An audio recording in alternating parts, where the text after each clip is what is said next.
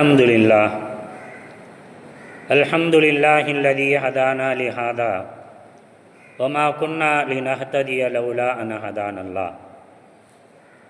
أما بعد فإن خير الحديث كتاب الله وخير الهدي هدي محمد صلى الله عليه وسلم وشر الأمور محدثاتها وكل محدثة بدعة وكل بدعة ضلالة وكل ضلالة في النار. فأعوذ بالله من الشيطان الرجيم. بسم الله الرحمن الرحيم. يا أيها الناس اتقوا ربكم الذي خلقكم من نفس واحدة خلق منها زوجها وبث منهما رجالا كثيرا ونساء واتقوا الله الذي تساءلون به والأرحام إن الله كان عليكم رقيبا. يا أيها الذين آمنوا اتقوا الله حق تقاته ولا تموتن إلا وأنتم مسلمون. يا أيها الذين آمنوا اتقوا الله وقولوا قولا سديدا يصلح لكم أعمالكم ويغفر لكم ذنوبكم ومن يطع الله ورسوله فقد فاز فوزا عظيما. وقال الله في موضع آخر: ومن يهاجر في سبيل الله يجد في الأرض مراغبا كثيرا وسعة. وقال نبينا صلى الله عليه وسلم: لا يحقر أحدكم أخاه المسلم أو كما قال عليه الصلاة والسلام. புகழ் யாவும் அல்லாஹ் ஒருவன் மீதே உரித்தாகட்டுமாக. அவனது பேரருள், பேரன்பு, பெரும் மன்னிப்பு, பெரும் கருணை, கண்ணியம் இறை தூதர் முஹம்மது ஸல்லல்லாஹு அலைஹி வஸல்லம் அன்னவர்களின் மீதும் அன்னவருடைய சத்திய வாழ்க்கையை அடிபிசகாது வாழ்ந்த சத்திய சீலர்களான சஹாபா பெருமக்கள் அவர்களம் அடிச்சுவடினை பின்பற்றி தூய இஸ்லாமிய வாழ்க்கை வாழ்ந்து தூய முறையில் இன்றளவும் இஸ்லாம் நம்முடைய சேர்ப்பிக்க காரணமாக இருந்த சுஹதாக்கள், தாபாயின்கள், தபோ தாபாயின்கள், இமாம்கள், உலமாக்கள், இறை நல்லடியார்கள், குறிப்பாக இந்த ஜும்மா தினத்தில் அல்லாஹுவாலும் அல்லாஹுடைய தூதராலும் ஏவிய நடைமுறைப்படுத்திய ஜும்மாவுடைய ஃபர்லான சுன்னத்தான நெறிகளை மதித்து பேணி இங்கே ஜும்மாவிற்காக வேண்டி முற்கூட்டியே அமர்ந்திருக்கக்கூடிய நம் யாவரின் மீதும் அல்லாஹுடைய பேரருளும், பேரன்பும், பெரும் மன்னிப்பும், பெரும் கருணையும், கண்ணியமும் என்றென்றும் நின்று பொழியப்படட்டுமாக என்று பிரார்த்தித்த வண்ணமாக, அன்பார்ந்த இஸ்லாமிய சொந்தங்களே, சகோதரர்களே, அல்லாஹுடைய அளப்பெரும் கிருபை அவனால் படைக்கப்பட்டு அவனால் வாழ்வளிக்கப்படக்கூடிய மனித சமுதாயத்தில் ஒட்டுமொத்த உலகளாவிய முஸ்லீம் மனித சமுதாயத்தில் பெரும் கொண்ட கூட்டம் படைத்த இரட்சகனான அல்லாஹுவை மறந்தவர்களாக, மறுக்கக்கூடியவர்களாக, அவன் புறத்திலிருந்து வழங்கப்பட்டிருக்கக்கூடிய வாழ்க்கை நெறியான இறைமறை குர்ஆனின் இஸ்லாமிய மார்க்கத்தை புறம் தள்ளிவிட்டு மனம் போன போக்கில தன்னுடைய வாழ்க்கை அமைத்து கொண்டிருக்கக்கூடிய இந்த காலச்சூழலில் நம்மை படைத்தவன் ஒரு இருக்கிறான். அவன்தான் அல்லாஹ். அந்த அல்லாஹ் நம்மை வீணுக்காக வேண்டி, விளையாட்டுக்காக வேண்டி, வாழ்வாங்கு வாழ்ந்துவிட்டு சென்று விட வேண்டும், மரணித்து விட வேண்டும் என்பதற்காக வேண்டி படைக்கவில்லை. அவனை வணங்குவதற்கும் அவனுடைய இறைக்கு அருளப்பட்ட வேதம், இறை தூதர் ஸல்லல்லாஹு அலைஹி வஸல்லம் நெறிமுறையை பேணித்தான் வாழ வேண்டும் என்று சொல்லக்கூடிய உயர்வான உன்னதமான அந்த சத்திய வாழ்வை மனப்பூர்வமாக ஏற்று அதன் அடிப்படையில் இஸ்லாத்தை பின்பற்றக்கூடிய நன்மக்களாக வல்லவன் அல்லாஹ் சுப்ஹானஹு வ தஆலா நம்மை ஆக்கி தந்திருக்கிறான். இது அல்லாஹ் நம்ம மீது பொழிந்திருக்கக்கூடிய மகத்தான பேரருள் என்பதை இந்த இடத்திலே நாம் நினைவு கொள்ள கடமைப்பட்டிருக்கிறோம். அன்பானவர்களே, இஸ்லாமிய மார்க்கம் என்பது இருக்கிறதே ஒரு சடங்காச்சாரமான ஆன்மீக நெறியை காட்டக்கூடிய, வணக்கங்களை மட்டுமே சொல்லித்தரக்கூடிய மார்க்கம் அல்ல, வாழ்வை சொல்லித்தரக்கூடிய ஒரு மார்க்கம். அப்படிப்பட்ட மார்க்கம்தான் வாழ்க்கையினுடைய எல்லா விதமான பிரச்சனைகளுக்கும் எல்லா விதமான சிக்கல்களுக்கும் வழிகாட்டக்கூடிய ஒன்றாக அமைந்திருக்கிறது. இந்த இஸ்லாத்தை தவிர்த்து உலகத்தில் இன்றைக்கு பின்பற்றக்கூடிய மற்ற எல்லா சமயங்களும் காலத்திற்கு ஏற்ற பிரச்சனைகளுக்கான தீர்வை சொல்லுமா என்று சொன்னால் நிச்சயமாக இல்லை என்று சொல்லக்கூடிய பதிலைத்தான் அந்த சமயங்கள் வேதங்களிலிருந்து நாம் பெற்றுக்கொள்ள முடியும். அந்த அடிப்படையில்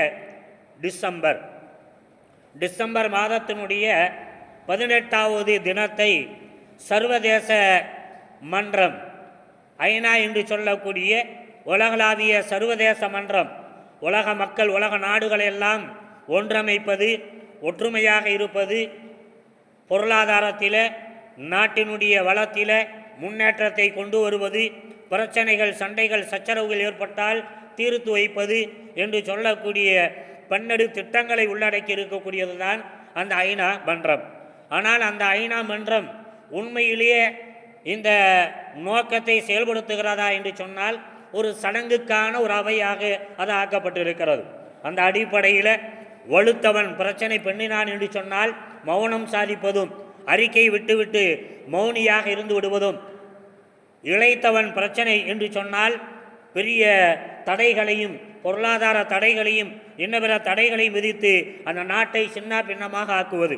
இன்றைக்கு அமெரிக்கான்னு சொன்னால் வாய்ப்பத்தி இருக்கும், அதை ஈராக் என்று சொன்னால் களத்தில் இறங்கி சின்ன பின்னமாக்கும். இது வரலாறு நம்ம பார்த்துக்கிட்டு இருக்கிறோம்.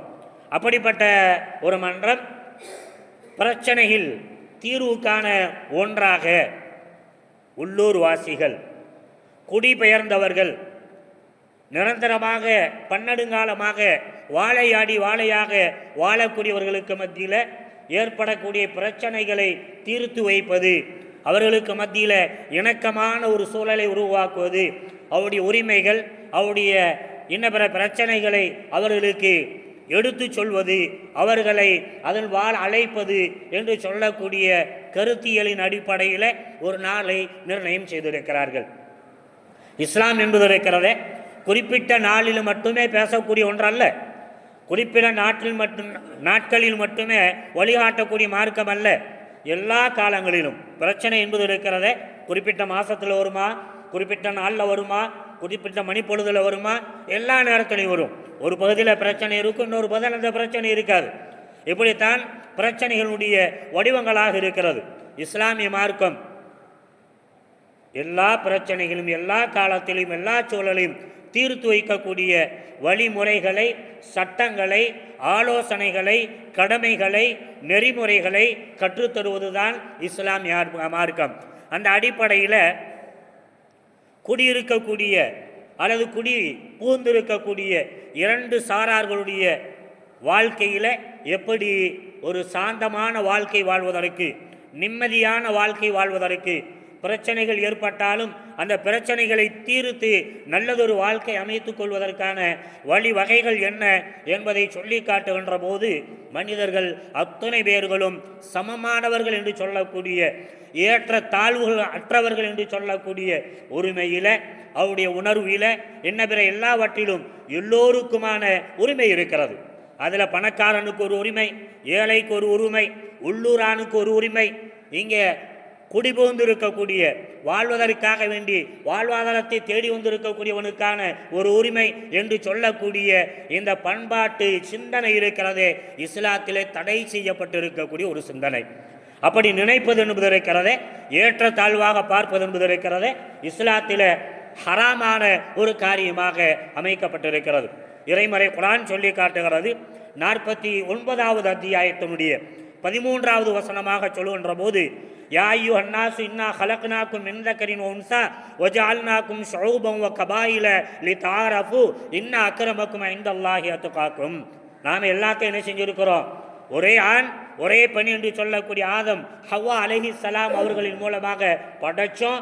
அவர்களின் மூலமாக என்ன செஞ்சாங்க, அவங்க அல்லாஹுடைய அந்த ஏற்பாட்டின் பிரகாரம் ஏராளமான ஆண் மக்களாக, ஏராளமான பெண் மக்களாக, அந்த மக்கள் ஆண் மக்களும் பெண் மக்களுமாக குடும்பஸ்தர்களாக, குடும்பவியலர்களாக மாறி ஏராளமான குழந்தைகளை பற்றி அந்த குழந்தைகளின் வாயிலாக பல்வேறுபட்ட குலங்களாக, கோத்திரங்களாக, நாட்டை உடையவர்களாக, கலாச்சாரம் உடையவர்களாக, இப்படி பல்வேறுபட்ட அடையாளம் கொண்டவர்களாக அவர்கள் மாறி இருக்கிறார்கள், வளர்ந்திருக்கிறார்கள், பெருகி இருக்கிறார்கள். இப்படி பெருகி இருக்கக்கூடிய மக்களுக்கு மத்தியில் அடையாளத்தை மட்டுமே, அறிந்து கொள்வதற்கான அடையாளத்தை மட்டுமே கொள்ள வேண்டுமே அல்லாமல் அதை கொண்டு பெருமை பாராட்டுவதற்கோ, உயர்வை தேடுவதற்கோ, ஒருவரை தாழ்வுபடுத்துவதற்கோ, ஒருவரை மிக கீழ்த்தனமாக எண்ணுவதற்கோ நடத்துவதற்கோ நிச்சயமாக இஸ்லாத்தில் வழி இல்லை. அப்படி நினைப்பது இஸ்லாத்தினுடைய கட்டளைக்கு நேர் எதனான ஒன்று, அது ஹராமான ஒன்று என்று சொல்லிவிட்டு அல்லாஹ் சொல்லி காட்டுவான், இன்ன அக்கிரமக்கும் இந்த அல்லாஹி அத்துக்காக்கும். உங்களிலே உயர்ந்தவர்களாக, நல்லவர்களாக, சிறந்தவர்களாக நீங்கள் பார்க்க வேண்டும் என்று சொன்னால், நீங்கள் உணர வேண்டும் என்று சொன்னால், அல்லாஹ்விற்கு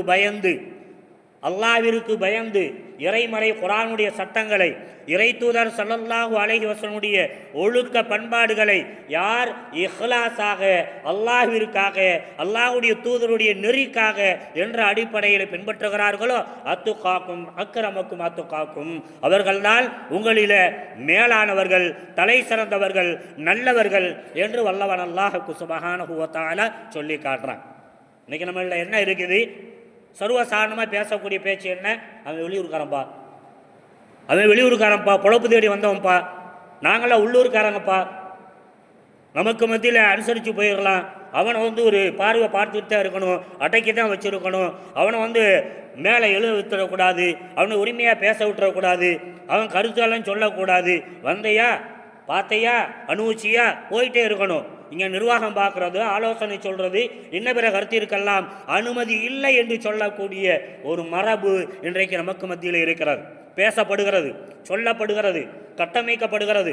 அல்லாஹுடைய தூதர் ஸல்லல்லாஹு அலைஹி வஸல்லம் சல்மான் இப்னு ஃபாரிஸி ரலியல்லாஹு அன்ஹு அவர்கள் ஒரு போரினுடைய விஷயத்தில் முடிவெடுப்பதற்காக வேண்டி அல்லாஹுடைய தூதர் ஸல்லல்லாஹு அலைஹி வஸல்லம் அவர்கள் ஒரு முடிவு எடுத்துடுறாங்க. ஆலோசனை வைக்குது, ஆலோசனை முடிவு எடுக்கப்படுகிறது. நாம் என்ன செய்யலாம்? கிளம்பி போய் சமர் பண்ணலாம், எதிரியை நாம் பார்க்கலாம் என்று சொல்லக்கூடிய முடிவு எடுக்கப்படுகிறது. எப்படிப்பட்ட காலம்? ஒரு சில மாதத்திற்கு முன்பாகவே உஹத் என்று சொல்லக்கூடிய போர்க்களத்தில் பங்கு கொண்டு ஏராளமான இழப்புகள் ஏற்பட்டு சஹாபா பெருமக்களில் பெருவாரியான மக்கள் வெட்டுண்டவர்களாக, காயம்பட்டவர்களாக இருக்கக்கூடிய நிலையில் இந்த போர் வம்பாக திணிக்கப்படக்கூடிய நிலையில் மக்கத்து குறைஷிகள் தேடி வர்றாங்க. என்ன செய்யலாம்? ஈமானை பாதுகாப்பதற்கு, இஸ்லாத்தை பாதுகாப்பதற்கு பாப்பாத்துருவோம், உசுரை கொடுப்போம், எது வேண்டாலும் செய்வோம், ஜிஹாதை செய்வோம் என்று முடிவெடுக்கப்படுகிறது. சல்மான் ஃபாரிஸி ரலியல்லாஹு அன்ஹு அவர்கள், பாரசீகத்தை சார்ந்த ஒருவர், மதீனாவிலே அடிமையாக ஆக்கப்பட்டு அல்லாஹுடைய தூதராலேயே உதவியாலேயே அடிமை மீட்சிக்கான பொருளாதார உதவிகள் செய்யப்பட்டு மீட்டெடுக்கப்பட்ட சல்மான் ஃபாரிஸி ரலியல்லாஹு அன்ஹு அவர்கள் கேட்குறாங்க, யா ரசூலுல்லாஹ், இது உங்களுடைய அபிப்பிராயமா அல்லது அல்லாஹுடைய கட்டளையா? எப்படி?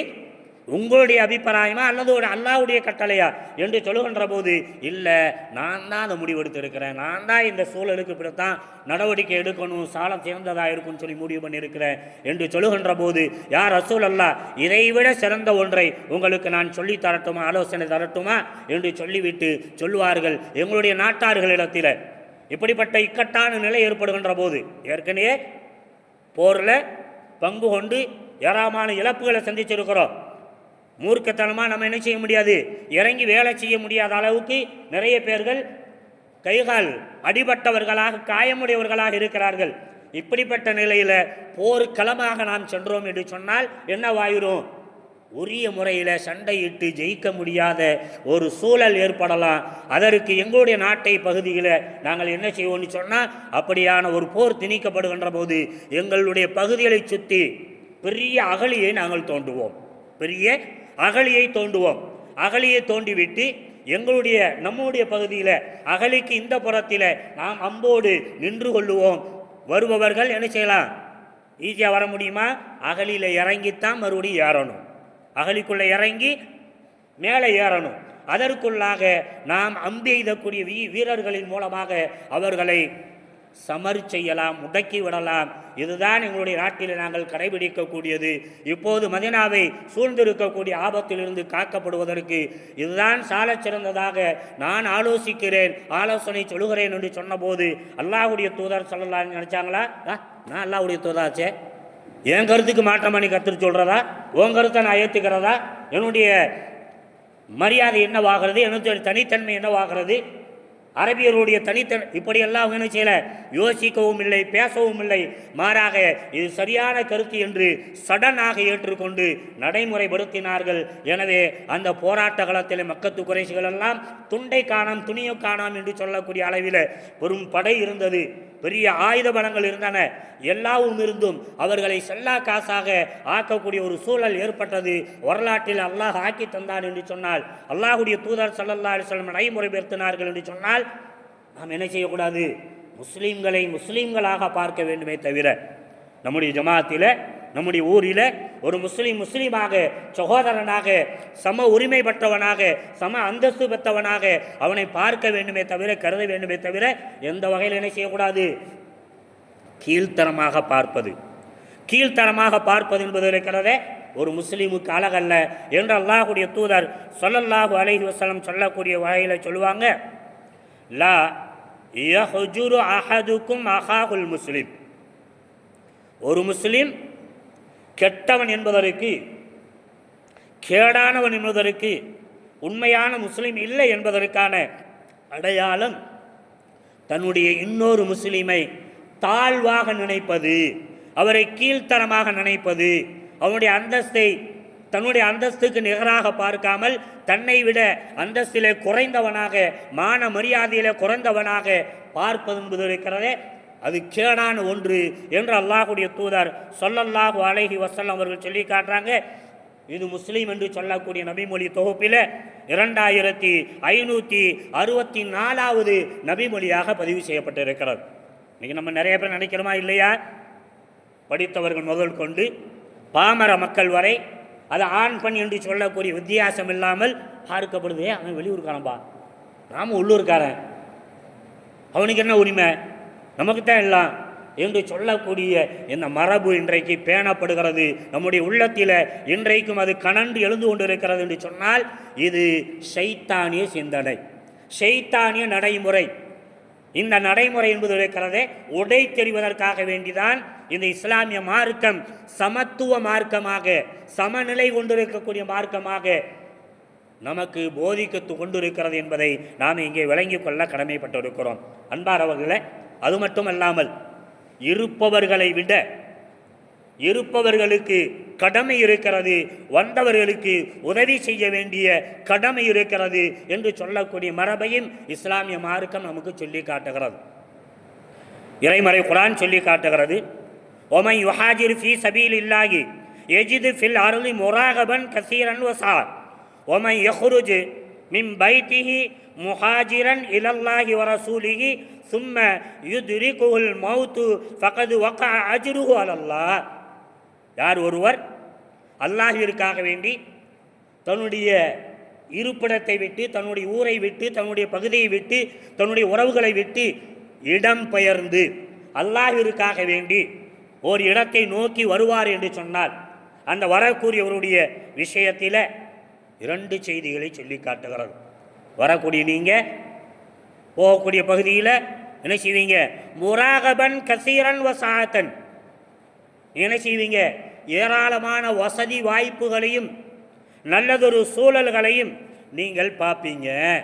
அப்படி பார்க்கக்கூடிய நிலையில் போகக்கூடிய குடிபெயர்ந்து செல்லக்கூடிய நீங்கள் என்ன செய்யணும், அந்த பகுதியினுடைய அதை கொண்டு நீங்கள் பொறாமை கொண்டு விடக்கூடாது, அதனால் பேராசை கொண்டு விடக்கூடாது என்று சொல்லக்கூடிய செய்தியை குடிபெயர்ந்து வரக்கூடியவர்களுக்கு சொன்ன அதே இஸ்லாமிய மார்க்கம் இறைமறை குர்ஆன் சொல்லி காட்டுகிறது. ஒமை யஹ்ருஜ் மின் பைத்திஹி முஹாஜிரன், தன்னுடைய வீட்டை விட்டு, தன்னுடைய பகுதியை விட்டு ஹிஜ்ரத்து செய்து இடம்பெயர்ந்து அல்லாஹ்விற்காக இலல்லாஹி வ ரசூலிஹி, அல்லாஹ்விற்காக வேண்டி, அல்லாஹ்வுடைய தூதருக்காக வேண்டி, அல்லாஹ்வுடைய அந்த ஏவிய வாழ்க்கையின்பாலும், அல்லாஹ்வுடைய தூதர் வாழ்ந்து காட்டிய அந்த வாழ்க்கையின்பாலும் ஒருவர் ஹிஜ்ரத் செய்து இடம்பெயர்ந்து வருவார் என்று சொன்னால், வந்த அவர் சும்ம யுதுரிக்குஹுல் மௌத்து, அவர்களுக்கு இழப்பு ஏற்பட்டால், குறைவுகள் ஏற்பட்டால், மரணம் ஏற்பட்டால் அவர்களுக்கான கூலியை தரக்கூடியவனாக அல்லாஹுதான் இருந்து கொண்டிருக்கிறான் என்று அல்லாஹ் தன்னுடைய திருமறை குர்ஆனில் சொல்லி காட்டுறான். இதிலிருந்து நமக்கு என்ன? வரக்கூடியவரின் மூலமாக நன்மை இருந்தால் அடைந்து கொள்வது, வரக்கூடியவரின் மூலமாக நம்முடைய பகுதியில் குடிவரக்கூடிய ஒரு நல்லதொரு முஸ்லீமினுடைய காரியத்தில் நமக்கு நன்மை இருந்தால் அடைந்து கொள்வது, தீமை இருந்தாலும் அதை கொண்டு அல்லாஹ் அதற்கான கூலியை அஜ்ரை வழங்குவானே அல்லாமல் அதற்காக நாம் என்ன செய்யக்கூடாது? அவர்களை ஒதுக்கி வைக்கக்கூடிய கூலியை நாம் தரக்கூடியவர்களாக இருக்கக்கூடாது என்பதை இறைமறை குர்ஆன் நமக்கு சொல்லி காட்டுகிறேன். எந்த வகையிலும் ஒதுக்கி வைக்கக்கூடாது, எந்த வகையிலும் தோளோடு தோளாக இருக்க வேண்டும். உரிமையில், அந்தஸ்தில், பொருளாதாரத்தில், உதவி ஒத்தாசைகளில் எல்லாவற்றிலும் சமத்துவம் பேணப்பட வேண்டும். அவர்களுக்கு வேண்டிய உதவி ஒத்தாசைகள் செய்யப்பட வேண்டும் என்று வல்லவன் அல்லாஹ் சுப்ஹானஹு வ தஆலா மேற்கண்ட இறைமறை குர்ஆனுடைய வசனத்தில் சொல்லி காட்டுறான். இன்றைக்கி என்ன செய்கிறோம்? நம்முடைய அண்ணனா, தம்பியா, நம்ம ஊருக்காரரா, நம்ம ஜமாத்துக்காரரா, பக்கபலமாக இருப்போம், உதவியாக இருப்போம், வந்தவனா அவனை கண்டுக்கிறாத, உதவியற்றவனாக விட்டு விடுவது, இது போன்ற காரியங்கள் இன்றைக்கு ஊர்களில், ஜமாத்தினுடைய பகுதிகளில் இன்றைக்கு சர்வசாதாரணமாக இது பேணப்படுகிறது என்று சொன்னால் இறை கட்டளைக்கு மாற்றமான பேணல், அல்லாஹ்வுடைய கட்டளைக்கு நேர் எதிரான பேணல் மட்டுமல்ல, வந்தவர்களுக்கு உதவி செய்ய வேண்டும். வல்லவன் அல்லாஹ்வுடைய தூதர் ஸல்லல்லாஹு அலைஹி வஸல்லம் அவர்கள் இன்னல்லதீன ஆமனு வ ஹாஜரு வ ஜாஹது பி அம்வாலிஹிம் வ அன்ஃபுஸிஹிம் ஃபீ சபீலில்லாஹி, அவர்கள் எத்தகையவர்கள் என்று சொன்னால், ஈமான் கொண்டதற்கு பின்பாக தன்னுடைய ஜிஹாதிய வாழ்க்கைக்காக வேண்டி, ஷைத்தானுக்கு எதிரான போராட்ட வாழ்க்கைக்காக வேண்டி, இஸ்லாமிய நல்வாழ்வு வாழ வேண்டும் என்று சொல்லக்கூடிய போராட்ட வாழ்க்கைக்காக வேண்டி என்ன செய்வாங்க? இடத்தை விட்டு இடம் பெயர்ந்து வருவார்கள். வருவதோடு மட்டுமல்லாமல் இல்லா தஃபாலூஹு தகுன் ஃபித்னத்துன் ஃபில் அர்தி வ ஃபஸாதன் கபீரன், அப்படி அல்லாஹ்வுடைய பாதையில் வரக்கூடியவர்கள் வ நஸரு உலாயிக பஅதுஹும் அவுலியா பஅத், உதவியாளர்களாக இருப்பார்கள். அப்படிப்பட்ட முஸ்லீம் என்னவா இருப்பாங்க? உதவியாளர்களாக இருப்பார்கள். மட்டுமல்ல, உலாயிக பஅதுஹும் அவுலியா பஅத், ஒரு முஸ்லீம் இன்னொரு முஸ்லீமுக்கு தோள் கொடுக்கக்கூடிய தோழனாக, உதவி செய்யக்கூடிய ஒத்தாசையாளனாக, உற்ற நண்பனாக அவர்கள் இருப்பார்கள் என்பதாக மூமின்களுடைய பண்பை பற்றி சொல்லி காட்டுறான். ஊரை விட்டு பொழப்பு தேடி வந்திருக்கிற நானும் ஊரோடு இருந்து கொண்டு வாழக்கூடிய, உதவி ஒத்தாசைகளோடு வாழக்கூடியவர்களாக இருந்தால் அவர்கள் எப்படிப்பட்டவர்கள்? அல்லாஹ்வுடைய பாதையில் முயற்சியாளர்கள், ஜிஹாது செய்யக்கூடியவர்கள், போராட்டதாரிகள் என்று அல்லாஹ் அடையாளப்படுத்திட்டு அவங்க என்ன செய்யணும்? ஒருவருக்கு ஒரு ஒற்ற துணைகளாக, அவுலியாக்களாக, நண்பர்களாக, நேசர்களாக இருக்க வேண்டுமே அல்லாமல் வெறுப்பாளர்களாக இருக்கக்கூடாது, விரோதிகளாக இருக்கக்கூடாது, குரோதிகளாக இருக்கக்கூடாது என்று வல்லவன் அல்லாஹ் சுப்ஹானஹு வ தஆலா மேற்கண்ட வசனத்தின் வாயிலாக கட்டளை பிறப்பிக்குகின்றான் என்று சொன்னால், இன்றைக்கும் நாம் முஸ்லீம் என்று சொல்லிக் கொண்டிருக்கிறோம். இன்றைக்கும் நாம் ஏகத்துவவாதி என்று சொல்லிக் கொண்டிருக்கிறோம். இன்றைக்கும் நாம் குர்ஆன் ஹதீஸை மதிக்கிறோம், குர்ஆன் ஹதீஸை பேணுகிறோம் என்று சொல்லிக் கொண்டிருக்கிறோமே. இந்த அடிப்படையில் நம்முடைய உள்ளமும், நம்முடைய உணர்வும், நம்முடைய செயல்பாடுகளும் இந்த அடிப்படையில் ஈமானிய வாழ்க்கை வாழ்ந்து கொண்டிருக்கிறதா, ஈமானிய உணர்வை வெளிப்படுத்திக் கொண்டிருக்கிறோமா என்று சொன்னால், ஷைத்தானிய உணர்வு தான் நிறைய பேர்கிட்ட இருக்குது. ஷைத்தானி உணர்வு தான் இருக்குது. ஆளை பார்த்து, பணத்தை பார்த்து, குடும்பத்தினுடைய அந்த ஆற்றலை பார்த்து, பெரிய குடும்பமாக இருக்கிறானா அவனுக்கு ஒன்று, நாதியற்றவனாக ஒரு குடும்பம் இருக்குதா அவனை பார்க்குற ஒரு பார்வை வருவேன். நடத்தக்கூடிய நடாத்தை என்பது வேறு. ஊரோடு சொந்த மந்தத்தோடு இருக்கிறானா அவனை பார்க்கக்கூடிய, நடத்தக்கூடிய ஒரு பார்வை வேறு. வெளியிலிருந்து குடிபெயர்ந்து வந்துட்டானா அவனை பார்த்து வேறொரு வார்த்தை. ஊரு கெட்டு போகிறதுக்கு, பிரச்சனைகளுக்கு சிலர் சொல்லுவாங்க, வந்தவனால் தான்ப்பா பிரச்சனை, இருக்கிறவனால பிரச்சனையே இல்லை என்று சொல்லக்கூடிய வார்த்தைகள் எல்லாம் சொல்லாடுகள் இன்றைக்கு நமக்கு மத்தியில் வருகிறது என்று சொன்னால் இது ஷைத்தானிய வார்த்தை, இது ஷைத்தானிய வார்த்தை. அல்லாஹ்வுடைய தூதர் ஸல்லல்லாஹு அலைஹி வஸல்லம் அவர்கள் அப்படிப்பட்ட ஒரு செயலை எங்கேயுமே காட்டித்தரவில்லை. மதீனாவுக்கு போகிறாங்க, போன உடனே பார்க்குறாங்க, அங்கே இருக்கக்கூடியவங்க யார்? உள்ளூர் வாசிகளான மதீனாவாசிகள். உள்ளூர் வாசிகளான மதீனாவாசிகள். இரண்டாவது யார் இருக்கிறார்? மதீனாவை நோக்கி மக்காவில் இஸ்லாத்தை பின்பற்றி வாழ்வதற்கு இடைஞ்சலாக இருந்ததனால் இன்றைக்கி நிறைய பேர் என்ன செய்கிறோம்? இங்கே பொழப்பு இல்லை, வருமானம் இல்லை, வேலை வாய்ப்பு இல்லை, வெளிநாட்டுக்கு போகிறோம் சம்பாதிக்கிறதுக்கு. எதுக்காக வேண்டி போகிறோம்? பொருளாதாரத்தை ஈட்டுவதற்காக வேண்டி போகிறோம். அதே மாதிரி வெளி ஊர்களுக்கு வேலையை தேடி போகிறோம், பொருளாதாரத்தை ஈட்டி தீழுகிறோம். ஆனால் இஸ்லாத்திற்காக வேண்டி, ஈமானிற்காக வேண்டி ஒருவர் வருகிறார் என்று சொன்னால் அவர் எப்படி பார்க்கப்பட வேண்டும்? அப்படியும் வர வேண்டும், வருவார்கள்.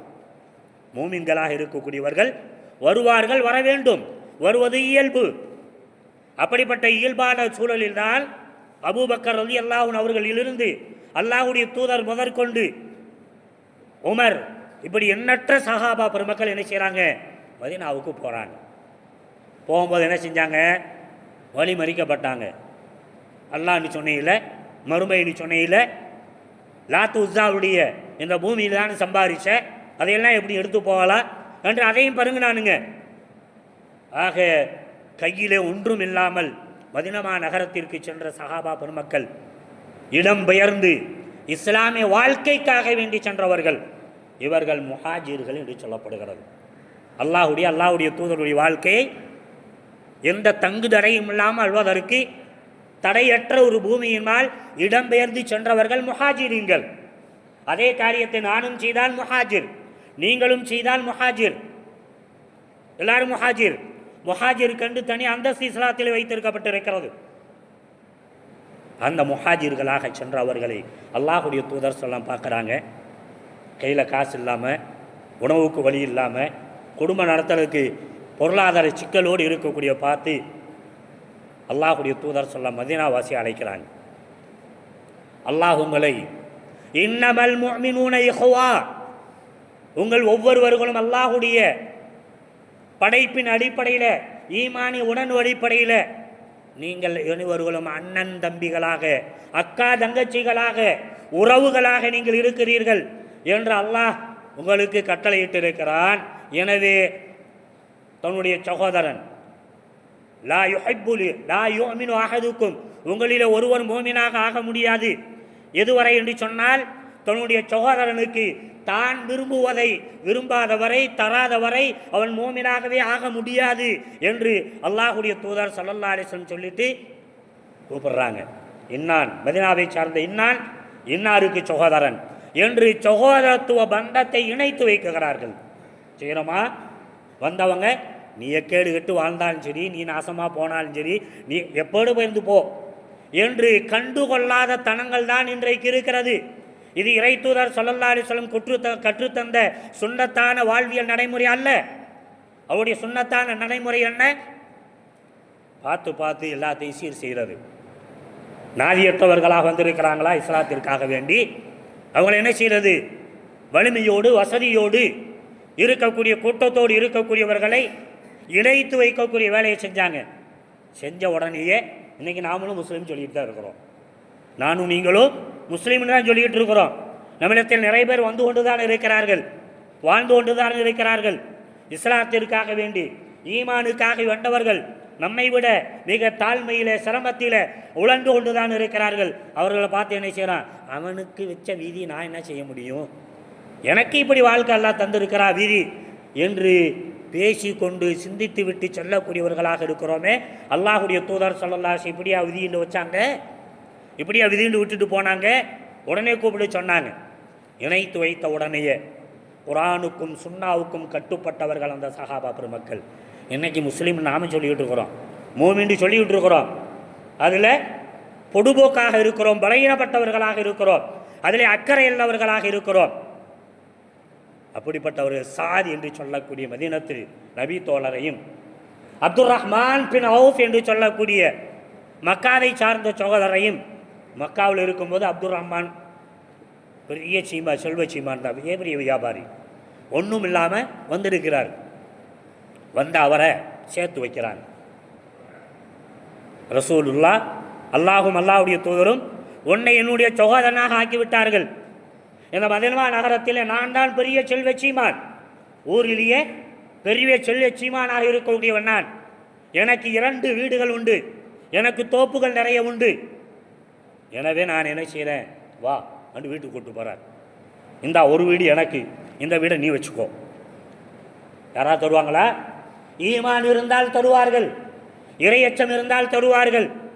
ஈமான் இல்லை என்று சொன்னால், ஈமான் சடுகில இருந்தது என்று சொன்னால், தூசி பட்டு போயிருந்தால் தரமாட்டாங்க, அந்த உணர்வு வராது. அந்த ஈமானிய குணங்குன்றுகள் இந்த வீடுன்னு கொடுத்தாரு. மட்டுமா, எனக்கு 2 மனைவிகள் உண்டு, எனக்கு 2 துணைவியர்கள் உண்டு. 2 துணைவியர்களும் முன்னாடி வைக்கிறேன். ஹைஜாப் என்ற சட்டம் வருவதற்கு முன்பாக முன்னாடி நிப்பாட்டுற. உனக்கு 2 பேரில் எவ்வளோ பிடிக்குமோ, 2 பேரில் உனக்கு எவ்வளோ பிடிக்குமோ அவளை கைகாட்டி தலாக்கிட்டு அந்த காலத்திற்கு பின்பாக நான் உனக்கு தாரை வார்த்து தருகிறேன் என்று சாது ரலியல்லாஹு அன்ஹு அவர்கள் அப்துல் ரஹ்மான் பின் அவுஃப் என்று சொல்லக்கூடிய நபித்தோரிடத்தில் சொன்னபோது, வரக்கூடியவங்க வாயை பிறந்துக்கிட்டு இருக்கக்கூடாது. இஸ்லாத்துக்கு போனால் என்னெல்லாம் கிடைக்கும், வசதி கிடைச்சிடும், வெளிநாட்டு வாழ்க்கை கிடைச்சிடும், எல்லாம் அள்ளி அள்ளி கொடுத்துருவாங்க என்று சொல்லக்கூடிய எதிர்பார்ப்பும் அவரிடத்தில் இருக்கக்கூடாது. வந்தவர்கள் எக்கேடு கட்டால் என்று சொல்லக்கூடிய அந்த சிந்தனை முஸ்லிமிடத்தில் இருக்கக்கூடாது என்பதை சொல்லி காட்டக்கூடிய வகையில், உணர்வூட்டக்கூடிய வகையில் அந்த சஹாபி என்ன செய்கிறாரு, இந்த அளவுக்கு சொன்னியப்பா சந்தோஷம் போதும். சாதே இந்த அளவுக்கு மனமு வந்து உடன் பிறந்த சோழர்களுக்கு மத்தியிலே சொத்து சுகத்திற்காக வேண்டி கொலை செய்யக்கூடியவர்கள், அண்ணனை வெட்டி போடக்கூடியவன், தம்பியை வெட்டி போடக்கூடியவன், அக்காலை தொலைக்கக்கூடியவள், தங்கச்சியை ஒன்றுமில்லாமல் ஆக்கக்கூடியவள் என்றெல்லாம் இருக்கக்கூடிய இந்த உறவுகளுக்கு மத்தியில் அல்லாஹுக்காக வேண்டி, அல்லாஹுடைய தூதருக்காக வேண்டி, இந்த ஈமானிய வாழ்க்கைக்காக வேண்டி இப்படி இறங்கி வந்தாயே எனக்கு சந்தோஷம், எனக்கு வாங்குவது என ரசூலுல்லாஹ் சொல்லியிருக்கிறாங்க. எதுல் ஒல்யா ஹைரு எது சுஃபலா, கொடுக்கக்கூடிய மேலான கைதான் சிறந்தது, வாங்கக்கூடிய கீழான கை என்பது இருக்கிறதே சிறந்ததல்ல என்று சொன்ன அந்த போதனையின் அடிப்படையில் என்ன செய்கிறாங்க, நான் அந்த சிறந்தவனாக இருக்க விரும்புகிறேன் என்று சொல்லிட்டு எனக்கு கடத்தருவை மட்டும் காட்டு போகும். கடத்தருவு போகிறாங்க, பாலாடை கட்டி வாங்குறாங்க, வாங்கிட்டு என்ன செய்கிறாங்க, அடுத்து ஒரு 10 ரூபா ஏற்றி வச்சு விற்கிறாங்க. இப்படி விற்று விற்று விற்று என்ன செய்கிறாங்க, மதினாவினுடைய செல்வ சீமானாக அவர்கள் மாறினார்கள். ஒரு பேரித்தம் கொட்டை அளவிற்கான தங்கத்தை மகரு கொடுக்கக்கூடிய அளவிற்கு செழிப்புட்டார்கள் என்று சொல்லக்கூடிய வரலாற்று பதிவு இருக்கிறது என்று சொன்னால், அன்பிற்கினியவர்களை வெறுமனை இஸ்லாத்தை சகோதரத்துவம் என்று சொல்லக்கூடிய பீற்றி கொண்டு பேசி கொண்டு தெரிவதல்ல, இஸ்லாத்தினுடைய இந்த மேன்மையான கருத்துக்களை செயல் வடிவம் கொள்ளக்கூடியவர்களாக, காட்டக்கூடியவர்களாக, செயல்படுத்தக்கூடியவர்களாக ஒவ்வொரு முஸ்லீமும் திகழ வேண்டும். ஒவ்வொரு ஜமாத்தும் அதற்காக வேண்டி முன்னெடுக்க வேண்டும். அப்படிப்பட்ட ஒரு போதனையை தரக்கூடிய செயல் வடிவம்தான் இஸ்லாமிய மார்க்கம். அந்த இஸ்லாத்தை பின்பற்றக்கூடிய நாம் எப்படி ஐநாவை குறிப்பிட்ட நாளில் மட்டும் பேசிட்டு அடுத்து அந்த கருத்துக்கள் எல்லாம் மறந்து விட்டவர்களாக, தூக்கி வீசி எறிந்தவர்களாக, மனம் போன போக்கில் ஏழைக்கு ஏழை நாட்டிற்கு ஒரு பார்வை, பணக்கார நாட்டிற்கு வேறொரு பார்வை என்று பார்த்து கொண்டிருக்கிறதோ அப்படிப்பட்ட சடங்காச்சாரவாதிகளாக நாம் மாறிவிடக்கூடாது. சடங்காரச்சாரிகளாக மாறக்கூடியவர்களுக்கு அல்லாஹுடைய தூதர் ஸல்லல்லாஹு அலைஹி வஸல்லம் இறுதி ஹஜ்ஜத்துல் விதாவில் சொல்லி காட்டினாங்க, சடங்கு சம்பிரதாயங்களை என்னுடைய காலுக்கு கீழாக மிதித்து விட்டு நான் சொல்லுகிறேன். இஸ்லாத்தில் அந்த சடங்கு சம்பிரதாயத்திற்கு எந்த விதமான மேன்மையும் அந்தஸ்தும் இல்லை என்று அல்லாஹுடைய தூதர் ஸல்லல்லாஹு அலைஹி வஸல்லம் அவர்கள் இறுதி ஹஜ்ஜத்துல் விதாவில் கூறிவிட்டு சென்றார்களே, அதை நினைவு கூறக்கூடிய மக்களாக, அதன் அடிப்படையில் இஸ்லாம் சொல்லக்கூடிய எல்லா அம்சங்களையும் பேணக்கூடியவர்களாக, நம்மிடத்தில் மேம்பட்டவர்களாக இருக்கக்கூடியவர்கள், தாழ்நிலையில் இருக்கக்கூடிய பொருளாதாரத்தில், உறவுகளில், இன்ன பிற எல்லா அந்தஸ்துகளிலும் மேம்பட்டவர்களாக இருக்கக்கூடியவர், கீழ்நிலையில் இருக்கக்கூடியவர்களை தரம் தாழ்த்தி பார்க்காமல், தரம் தாழ்த்தி பேசாமல், அவர்களை உதவி செய்யக்கூடியவர்களாக, ஒத்தாசை செய்யக்கூடியவர்களாக, திருத்தக்கூடியவர்களாக மட்டுமே மூமின்கள் இருக்க வேண்டும் என்பதை மேற்கண்ட இறைமறை குர்ஆனுடைய வசனங்கள் இறை தூதர் ஸல்லல்லாஹு அலைஹி வஸல்லம் பொன்மொழிகள் நமக்கு உணர்வூட்டி கொண்டிருக்கிறது என்பதை இந்த இடத்துல உங்களுக்கும் எனக்குமாக நினைவூட்டி கொண்டு உண்மையான முஸ்லீம்களாக குர்ஆனை மதிக்கக்கூடியவர்களாக நபி வழியினை பேணி மதிக்கக்கூடியவர்களாக நம்மில் ஒவ்வொருவர்களும் மாறக்கூடிய வகையில் இந்த கேட்ட செய்திகளை நம்முடைய வாழ்க்கையில பேணுவதோடு கேளாமல் விளங்காமல் இருக்கக்கூடிய மக்களுக்கு எடுத்து சொல்லி அவர்களை உணர்வூட்டக்கூடிய நல்ல முஸ்லீம்களாக வல்லவன் அல்லாஹுக்கு சுப்ஹானஹு வ தஆலா உங்களையும் என்னையும் ஒட்டுமொத்த முஸ்லீம்களையும் தேர்ந்தெடுத்து அருள்புரிந்தருள்வானாக என்று பிரார்த்தித்து நாமும் முயற்சியை மேற்கொள்வோமாக என்று சொல்லி நிறைவு செய்கிறேன். வமா அலைனா இல்லல் பலாக். வஸ்ஸலாமு அலைக்கும் வரஹ்மத்துல்லாஹி வபரகாத்துஹு.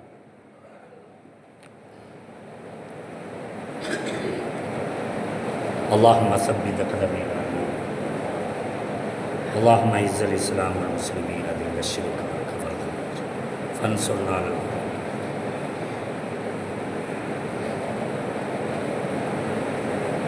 الحمد لله الحمد لله والصلاة والسلام على رسول الله. அன்பிற்கினிய எல்லாம் அல்லாஹ் ஜல்ல ஷானுஹு தஆலாவின் நல்லடியார்களே, ஒரு முஸ்லீம் மற்றொரு முஸ்லீமுடைய விஷயத்தில் எப்படி சுயநலமாக இருக்க வேண்டுமா பொதுநலமாக இருக்க வேண்டுமா என்பதற்கான இறைமறை குர்ஆனிய வசனம் இறக்கி அருளப்பட்டதற்கான வரலாற்று சம்பவம் ஒன்றை சொல்லி நான் நிறைவு செய்யலான்னு ஆசைப்படுறேன். இறைமறை குர்ஆன் வயூசிரூன அலா அன்ஃபுஸிஹிம் வலவ் கான பிஹிம் ஹஸாஸா, சூரத்துல் ஹஷ்ர் 59வது அத்தியாயத்தினுடைய 9வது வசனம் சொல்லக்கூடிய செய்தி. முஸ்லிம்களில் இப்படிப்பட்டவர்களும் இருக்கிறார்கள், தங்களுக்கென்று தேவை இருந்தும் கூட தங்களுடைய தேவையை முற்படுத்தாமல் பிறருடைய தேவைக்கு முற்படுத்தக்கூடிய மக்களும் இருக்கிறார்கள் என்று சொல்லக்கூடிய சிறப்பு செய்தி அல்லாஹ் சொல்லி காட்டுறான். இது யார் சம்பந்தமாக சொல்லப்பட்டது என்று சொன்னால் தொல்ஹா ரலியல்லாஹு அன்ஹு சம்பந்தமாக இறக்கி அருளப்பட்ட ஒரு வசனம். மதீனாவில் அல்லாஹ்வுடைய தூதர் ஸல்லல்லாஹு அலைஹி வஸல்லம் போதனை செய்வது போன்று போதனை செய்து கொண்டிருக்கு. எல்லாம் சுற்றி சூழ இருந்து இஸ்லாமிய கடமை உணர்வுகளை ஒழுக்கங்களை கற்றுக்கொண்டிருக்கிறார்.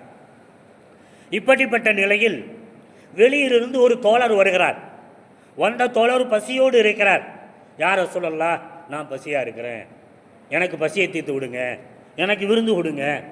அரபருடைய மரபு என்ன, ஒரு ஊருக்கு போனால் வெக்கப்படாமல் எனக்கு சோறு கொடுங்கன்னு கேட்கறது. இது எல்லாருடைய இயற்கையான மரபு. நாம் என்ன செய்வோம், வாங்கப்பா சாப்பிடுவோமேன்னு சொன்னால் இல்லை சாப்பிட்டேன்னு போய் சொல்லுவோம். இது நம்முடைய நாட்டினுடைய மரபு. பொய் சொல்வது இஸ்லாத்தால் அனுமதி இல்லை. அரபருடைய பண்பு என்ன, யாருண்டே தெரியாட்டியும் என்ன செய்கிறது, நான் வெளியூர்லேருந்து வந்திருக்கிறேன், நீங்கள் தங்க போகிறேன், எனக்கு சோறு கொடுக்க வேண்டிய உங்களுடைய கடமை, அவ்வளோ உரிமையாக கேட்குறது. அப்படி என்ன செய்கிறாங்க, ரசூலுல்லாஹ் கேட்ட உடனே அல்லாஹ்வுடைய தூதர் ஸல்லல்லாஹு அலைஹி வஸல்லம் என்ன செய்கிறாங்க, உடனே தன்னுடைய குடும்ப வீடுகளுக்கெல்லாம் அனுப்பி வைக்கிறாங்க. ஆளை ஏதாவது இருக்குதான்னு பார்த்து எந்த வீட்லேயும் சோறு இல்லை. ரசூலுல்லாஹ்வும் நம்முடைய குடும்பமும் பட்டினி கிடைக்கக்கூடிய, சோத்துக்கே வெளியில், அடுத்த வேலை சோத்துக்கே வெளியில், மாலையில் போல வருதாரு, இரவு உணவுக்கே வழி இல்லை. இப்படிப்பட்ட நிலை செய்தி வந்த உடனேயே என்னுடைய விருந்தினர், இவர் யார், ஏன்ட்டு சோறு கேட்டு வந்த என்னுடைய விருந்தினர். ஒரு விருந்தினரை கண்ணியப்படுத்துவது ஈமானுடைய அடையாளம், ஈமானிய அடையாளம். லா யுமினு அஹதுக்கும் ஹத்தா, ஒரு மோமினாக முடியாது, ஃபல் யுக்ரிம் தைஃபா, தன்னுடைய விருந்தினரை கண்ணியப்படுத்தாத வரை என்று அல்லாஹ்வுடைய தூதர் ஸல்லல்லாஹு சொல்லிட்டு சொல்லுவாங்க. இப்போ என்னுடைய விருந்தினரை கண்ணியப்படுத்தக்கூடியவர் யார் உங்களில்? இப்போ தொல்ஹா ரலியல்லாஹு அன்ஹு அவர்கள் வீட்டு நிலைமை என்னமே கேட்கல, ரசூலுல்லாஹ் சொல்லிட்டாங்க, ரசூலுல்லாஹ் விருந்தாடி வாங்கன்னு கூப்பிட்டு போகிறார். யார் ரசூலுல்லாஹ், நான் கொடுக்குறேன், கூப்பிட்டு போகிறார். வீட்டுக்கு கூப்பிட்டு போயிட்டு தன்னுடைய மனைவிட்டு உம்மு சுலைம்கிட்ட கூப்பிட்டு கேட்பாங்க, வீட்டில் என்ன இருக்குது? பச்சை பிள்ளைக்கு ஊட்டி விடுறதுக்கு தான் கொஞ்சோண்டு ரொட்டி இருக்குது, கை குழந்தைக்கு அங்கே சட்டி சொட்டி சோறெல்லாம் கிடையாது, எண்ணிக்கை அளவுக்கு இட்லி தோசை சப்பாத்தினெல்லாம் கிடையாது, இருக்கிறது கொஞ்சோண்டு உணவு குழந்தைகளுக்கு ஊட்டி விடுறதா இருக்குது. அப்படியா? ரசூலுல்லாஹ்வுடைய விருந்தாளி கூட்டு வந்திருக்கிறேன், நம்மளை பற்றி கவலைப்பட வேண்டாம், நீ என்ன செய்ய, குழந்தைய எப்படியா தட்டி தவறி தூங்க வச்சுட்டு அந்த உணவை சுத்ராவில் எடுத்து வைத்து நான் சுற்றி உட்காந்துக்கிறேன், நீயும் பக்கத்தில் உட்கார்ற மாதிரி உட்காந்துட்டு விளக்கை சரி செய்கிற மாதிரி என்ன செய்ய, விளக்கை அணைச்சி விட்ரு, இருக்கிறது கொஞ்சம் உணவு, 3 பேரும் சேர்ந்து சாப்பிட்டா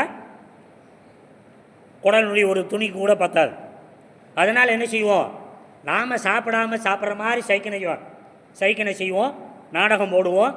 அவர் என்ன செய்யட்டும், எல்லா உணவையும் திருப்தியாக உண்டு விட்டு செல்ல விட்டணும் என்று அபூ தல்ஹா அவர்கள் தன்னுடைய தேவை தானும் பசித்திருக்க, தன்னுடைய மனைவியும் பசித்திருக்க, தன்னுடைய குழந்தை பசித்திருக்க, எந்த தாயாவது விடுவாளா? ஓடா கேடு கட்டவனே, ஃபுல்ல பசிச்சு கிடக்கு, யாருக்கு தர்றானா அப்படி திட்டக்கூடியவர்களாக மாறி விடுவோம். உண்மையான ஈமான் கொண்டவர்கள் என்ன செய்வாங்க, தன்னை விட, தன்னுடைய நலனை விட, தன்னுடைய தேவையை விட பிறருடைய தேவையில் நலனில் அக்கறை காட்டக்கூடியவர்களாக இருப்பார்கள் என்பதை இறைமறை குர்ஆன் அடையாளப்படுத்துகிறது. அந்த அடையாளத்தினுடைய முன்னோடியாக அந்த தொல்ஹா இருந்து எல்லாரும் சொல்லி காட்டுறாங்க, செஞ்சு காட்டுறாங்க. சுபு தொழுகைக்கு போனால் அல்லாஹுடைய தூதர் சொல்ல, என்னப்பா செஞ்ச, உன்னை பற்றி இறைமறை குர்ஆன் அல்லாஹ் வசனத்தை இறக்கி உன்னை சிறப்பித்து சொல்லியிருக்கிறானே என்று சிறப்பித்து சொல்லி காட்டப்படுகிறது என்று சொன்னால், அன்பிற்கினியவர்களே, அப்படிப்பட்ட சுயநலமற்ற மூமின்களாக மாற வேண்டும். அதே சிறப்பு நமக்கும் அல்லாஹ்வின் புறத்திலிருந்து தரப்படும் என்பதற்கான செய்தி உத்தரவாதம்தான் மேற்கண்ட செய்தியும் குர்ஆனிய வசனம் என்பதை உங்களுக்கும் எனக்குமாக நினைவூட்டி கொண்டு இந்த 2ஆம் முறையை நிறைவு செய்கிறேன். வமா அலைனா இல்லல் பலாகுல் முபீன். வஸ்ஸலாமு அலைக்கும் வரஹ்மத்துல்லாஹி வபரகாத்துஹு.